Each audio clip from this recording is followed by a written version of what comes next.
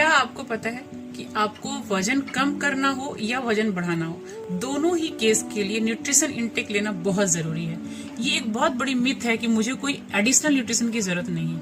In fact आपको ज्यादा जरूरत है, क्योंकि आपके खाने में न्यूट्रिशन नहीं है, इसीलिए तो आज आपका वजन बहुत कम है या बहुत ज्यादा है।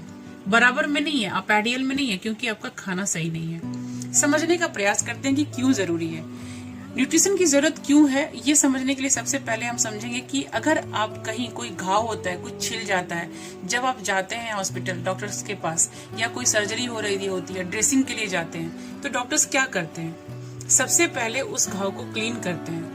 तो वो क्लींजिंग का जो प्रोसेस है वो है एक्स्ट्रा फैट बॉडी से निकालने के लिए आपका फर्स्ट स्टेप। आप सलाद खाना शुरू करते हैं, आप वाटर इंटेक सही करते हैं, आप फ्रूट्स लेने लगते हैं, सो दैट कि जो फैट है, जो एक्स्ट्रा फैट जमा है, वो लूज होना शुरू हुआ, बॉडी से मूव आउट होना शुरू हुआ। लेकिन क्या डॉक्टर्स वो सिर्फ क्लीन करके छोड़ देता है कि उसमें कुछ एंटीबायोटिक, कुछ मरहम भी लगाता है? ये मरहम का काम करता है आपका खाने में न्यूट्रिशन, माइक्रो न्यूट्रिएंट्स, जितने भी अच्छे न्यूट्रिशंस हैं।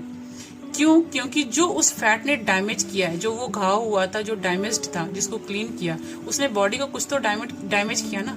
अब उसको प्रोटेक्शन के लिए, कुछ और वायरस उस पर ना लगे, उसके लिए न्यूट्रिशन लगाते हैं, मीन्स एंटीबायोटिक डालते हैं, दवाई डालते हैं, ताकि उस पर कोई जर्म्स ना हो। ठीक वैसे ही न्यूट्रिशन लेने से दोबारा उस बॉडी में वो सेम डेफिशिएंसी की वजह से जो तकलीफें आई थी, वहां से प्रोटेक्शन मिलेगा।